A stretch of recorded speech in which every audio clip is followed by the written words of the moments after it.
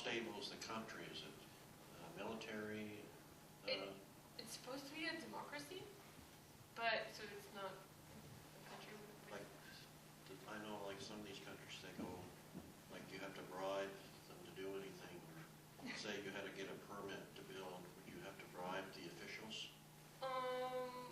Perhaps. Your idea, I think after living there for a bit, the idea of corruption kind of lowers the standards. I have a good relationship with the mayor, so we've had help from the town hall, yeah, to do things. So whenever I need permission from something like that has to do with municipality, it's easy to get it. But in everything there just pretty much goes with money. Doing things legally is very ineffective, but I would say it's not effective. But the country is pretty unstable. Like, there's a lot of corruption from the smallest to the biggest.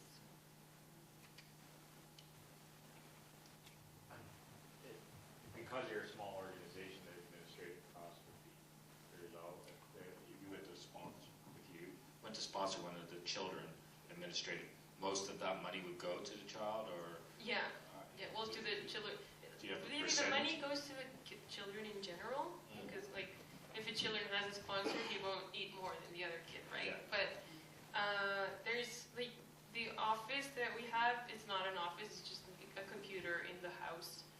The director, she sometimes doesn't even pay herself because there's not enough money. So that's the kind of mindset that Vida Libertad has.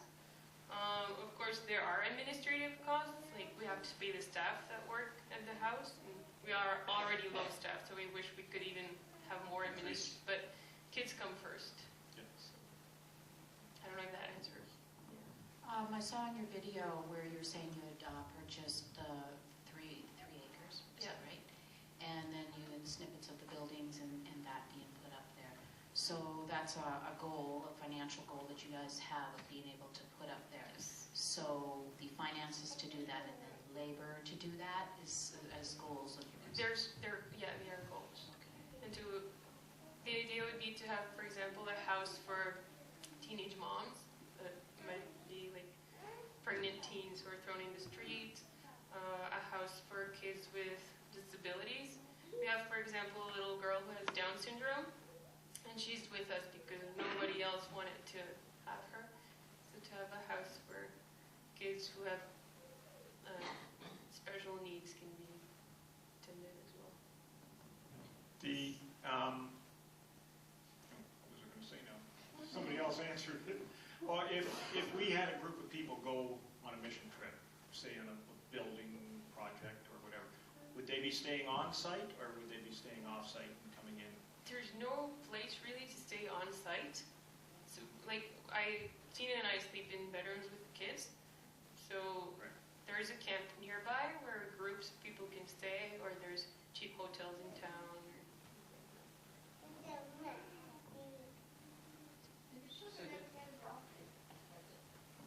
Did the children ever get adopted out of there? The children that are with us don't have that option of being. They don't have the option. No, they don't have the option.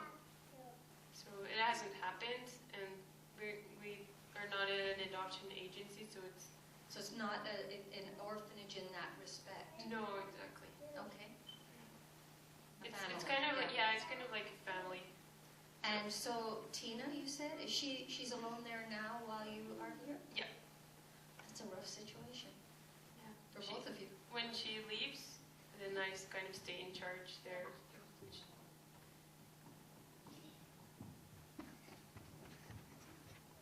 How do you handle medical care for the kids?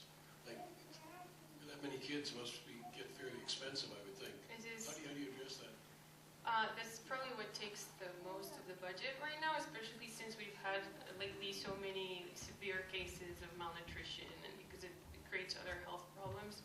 But there's a hospital, a Christian hospital nearby. It's a private hospital, but they give us a 50% discount, so it helps us a little bit. The doctors often try to give us free medicine with samples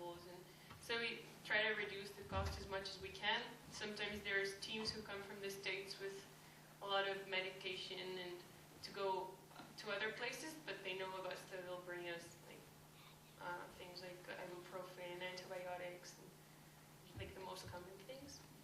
But we have a couple kids with respiratory diseases, so those are quite costly. So do you have your own livestock or gardens or anything to help out there? Like, We have planted 1,000 coffee plants, so usually the good crop starts after 4 years. This has been a year and a half ago, so we hope to be able to sell the coffee beans. And then we have a chicken barn now, so we have our own eggs and also sell them. So it self-sustains the eggs. We don't actually have to pay for them. And we have some fruit-bearing trees, but they're not quite there yet either. So maybe in a couple of years. The idea would be to eventually have sort of like a greenhouse and be able to grow vegetables and sell them in the market. so you're hoping to become self-efficient as much as possible? As much as possible. How big a problem is the parasites in that area? It's a big problem. Yeah, we try to, Have you addressed it? well, we try to clean the vegetables with chlorine in the water and things like that. But also the kids get deperacitated every 3 or 6 months, depending on what it is that we give them. But everybody gets them. It's like, yeah. And some parasites, there are some parasites that are more rare, but that are really mean. And they're the ones that you will find, for example, in kids who have been living in garbage or that have been living in very, very unhealthy conditions. And those parasites also create malnutrition because they kind of stay at the mouth of the stomach and just absorb all the nutrients. So they also impede the kid to recover. So even if we're feeding them good food and everything, they don't get well.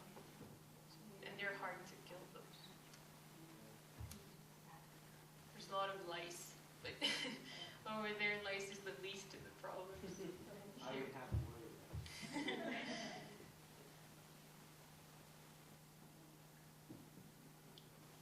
What is your greatest joy with working, where you're working?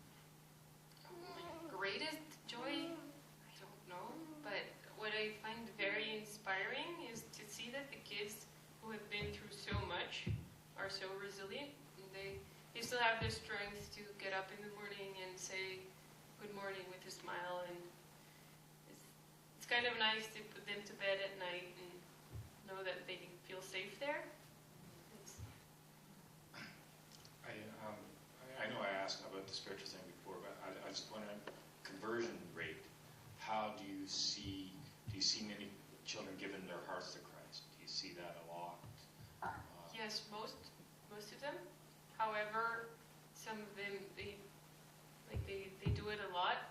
I remember when I was a kid, I prayed, I don't know how many times to be converted, you know? So it's kind of like a touchy thing to be able to say, well, so many kids got converted, because I guess it's a personal journey for them, and as much as we can tell them about Christ and about His love for them and teach them, but it will be something that is going to be real for them at some point, and it's hard to, you know, like, when is the right time? Like, So what about outsiders? sorry? Do you find you're an influence for Christ outside the camp? Outside the, Like for the mothers and things like that? Do you see many of them have an opportunity to hear the gospel? Or I know there's only 2 of you really are doing it, so but most, do you need help that way, or? well, most Hondurans are constantly exposed to the gospel. Yeah, like 51% of Honduras is evangelical Christian. Yeah, which, yeah, but it's just, how would I explain? It's like a fashion thing. Like, it's a trendy thing to be a Christian. Everybody's a Christian. Most people go to church, and you actually are bombarded constantly by Christianity. So it's not a lack of exposure, but it's kind of like multicultural Christianity thing, yeah? Jamaica's similar social. Yeah, something like that. So the exposure is there, but it's, I don't know, it's difficult to understand why so much unfairness is happening. The problem, like one of the things that Honduras, it's sort of a national problem, is unwanted children and street children and abandoned children, and yet this high rate of Christianity, so it sort of is not translating. It's not, people probably aren't living it, maybe they're just claiming it. Well, a lot of the churches, for example, don't want our kids. Their kids are not welcome because they're, bad kids. They're from a children's home. So Christianity in name a lot, but not so much in action. Not Yeah. The fruit of Christianity is Absolutely not not. is not there so much. There's a lot of righteousness, but no Self-righteous. compassion. Yeah. Yes, self-righteous. Yes. I'm just curious about your own spiritual journey and what God is teaching you and what you're doing. And if you want to comment about that. It's been a rough one.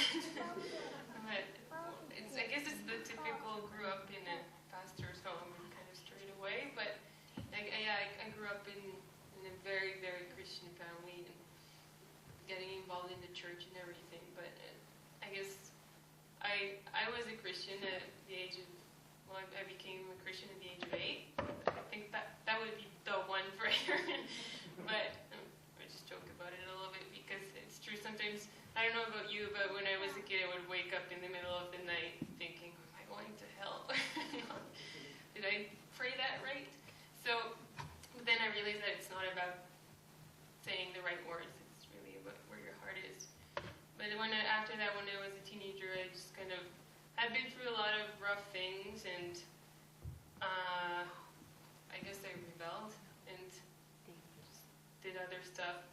And at some point, I thought, well, I do need God in my life, and I started searching for God, but I wanted it to be real, and I wanted to understand things better, and that's what I went to Bible college, and I learned more there, and then it's just been kind of a journey since then. I find that while I've been in Honduras, there's been a lot of spiritual ups and downs. Like last year, we had a little boy who died, and that was a huge crisis, I guess, because I was so sure he was going to get well. So I'm kind of still there. Are you involved with any other organizations like